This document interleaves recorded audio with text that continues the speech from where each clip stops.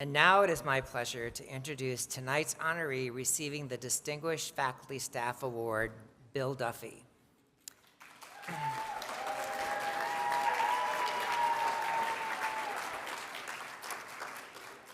Bill is the head of cataloging and metadata at the David and Lorraine Chang Library, where he has worked since 1978 in positions overseeing online searching, bibliographic instruction, and for nearly 25 years, serving as the head of reference before assuming his current role in 2023. Bill has played a significant role in many university initiatives, including as more than a 40-year member of the Faculty Senate, where he has served stints as chair, vice chair, secretary, a post he currently holds. Yeah, 40 years. That deserves some applause, right?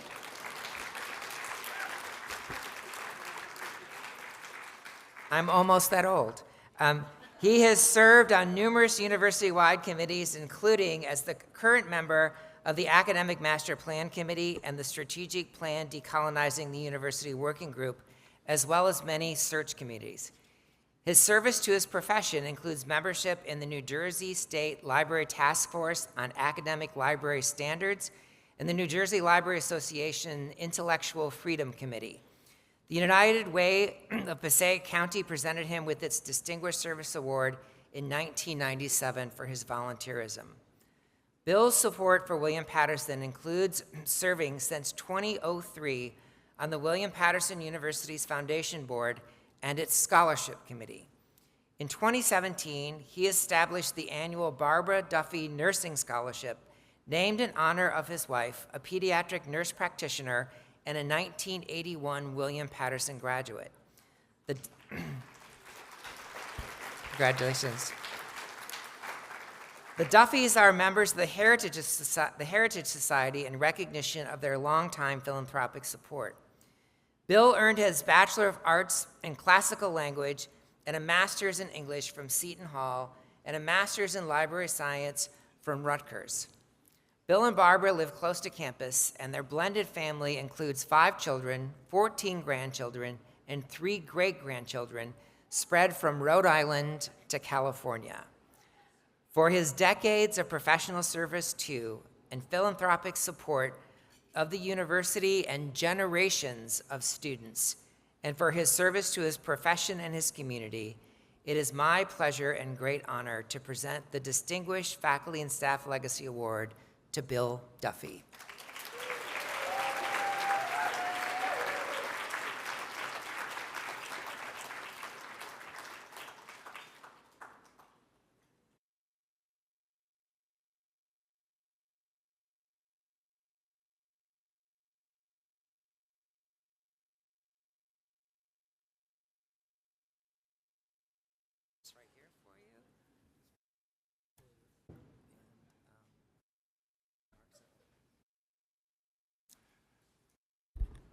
Thank you, President Helldalber.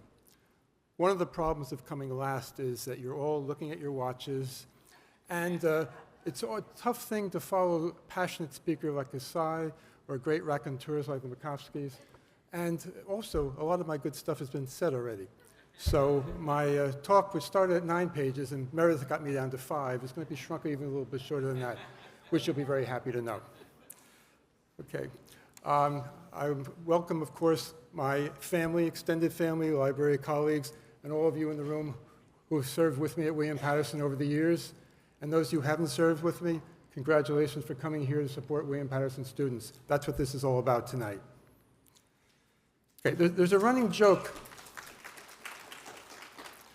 There's a running joke among my library colleagues that I have this trope of always managing to get some Latin or Greek into my written or oral presentations. So why should this night be different than any other night? I'm going to start off with some Latin. Cui serviri regnari, which literally means for whom to serve is to rule. A medieval monk translated it a little bit differently, saying service is freedom. I like that version better. You could also update it in the 21st century and say service rocks. Okay. Almost exactly 20 years ago, on May 17, 2005, I was awarded what was then called the Provost Award for Excellence in Service. Steve Hahn, our longtime associate provost, caught me after the service and said, "Boy, you do a lot of stuff, don't you?" I did then, and I still do. I'm still rocking. As some of you already know, I was a seminarian way back when.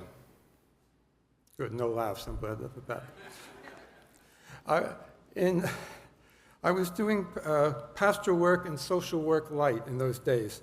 And I want to tell you a story about New Jersey history and service. Queen of Angels Parish in Newark, Central Ward, was created through the efforts of several West Indian laywomen who, noticing the efforts that the Newark Diocese had paid for the Italian immigrants in Newark, petitioned to get a black-serving parish set up, and indeed there was Queen of Angels. I was assigned to work at Queen of Angels during the summer of 1967.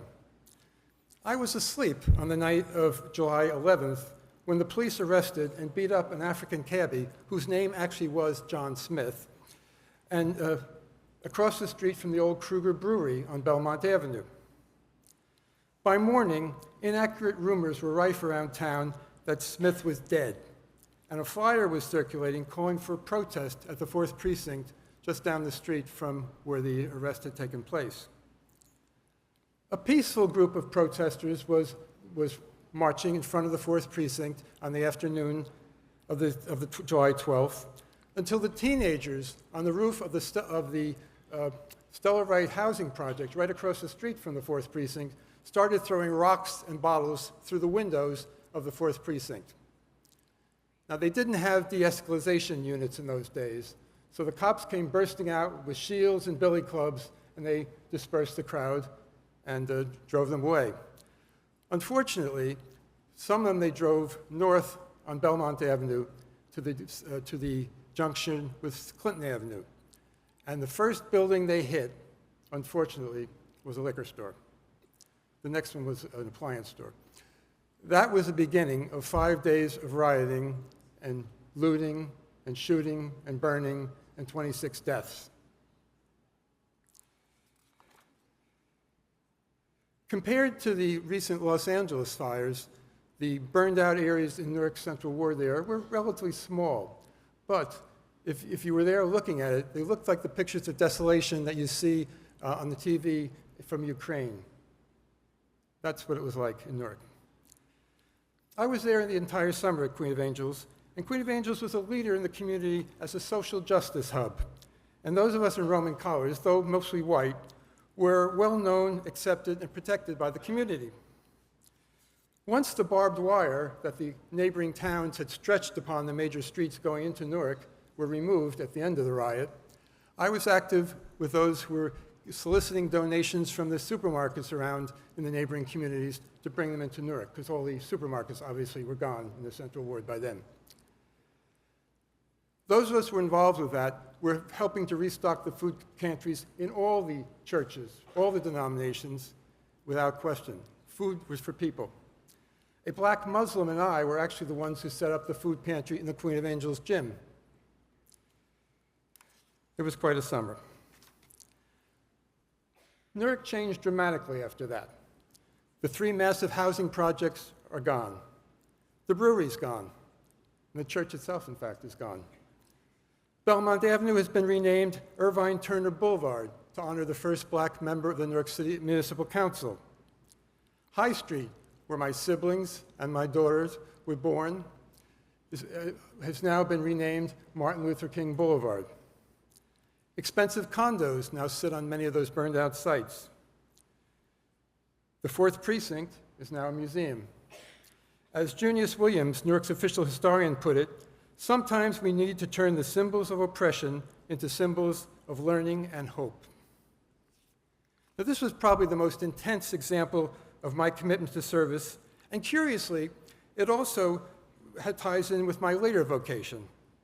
The nascent librarian in me managed to preserve a copy of that crude ditto flyer announcing the protest, and the armband that some of us wore a week later in the March for Understanding, when things were starting to calm down.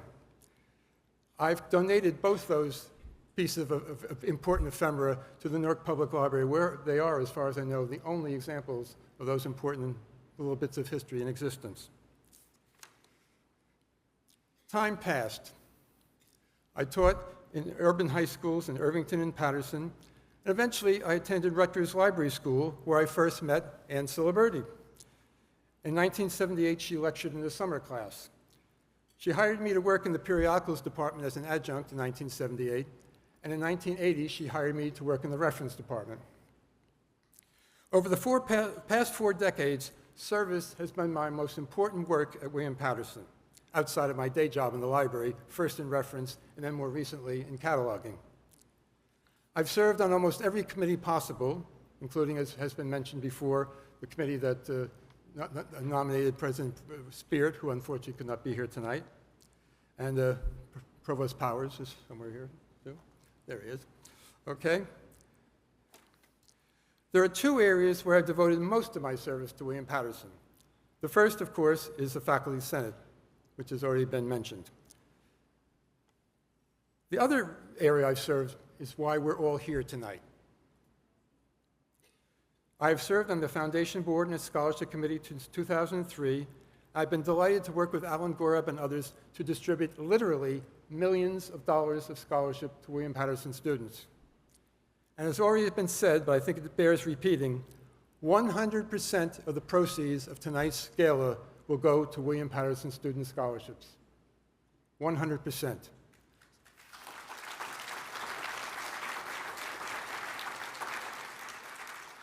So by your very presence here tonight, you are helping William-Patterson students. As Rich mentioned, I've been funding the Barbara Duffy Nursing Scholarship since 2017. Barbara is a former William-Patterson graduate of our fine nursing program. And as Rich mentioned, William-Patterson now graduates more nurses than any other college in the state of New Jersey, including Rutgers. And there are William-Patterson nursing alumni with us here tonight.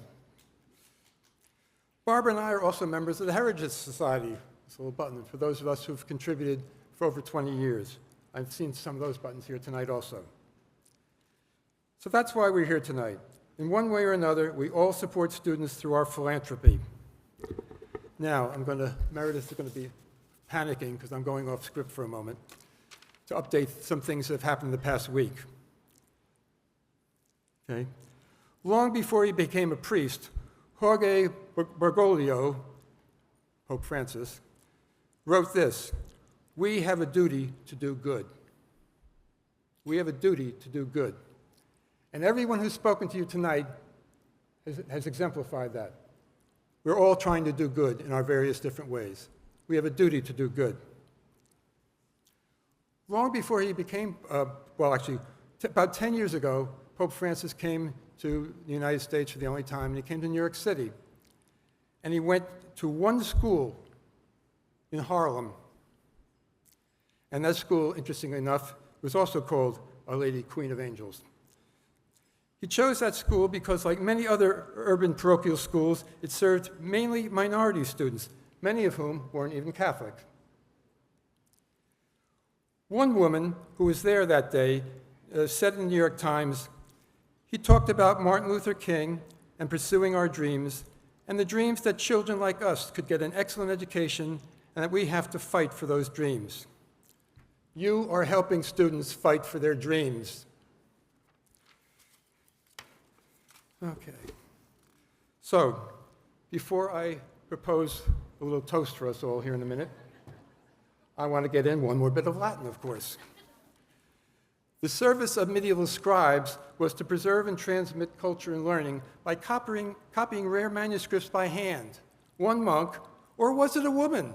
For my longtime office mate, Jane Bambrick, has been researching female scribes for decades. Well, anyway, that weary wit scrawled at the margin, at the bottom of the text, "Explicit hoc totum, por Christo, dami potum," which means, "This is the end. For Christ's sake, give me a drink." So whatever language you prefer, Shlanta, Prosit, L'chaim, Salud, Sahawal, Afia, Skol, Avotra Sante, or just plain cheers to all of you who are supporting Williams Patterson students.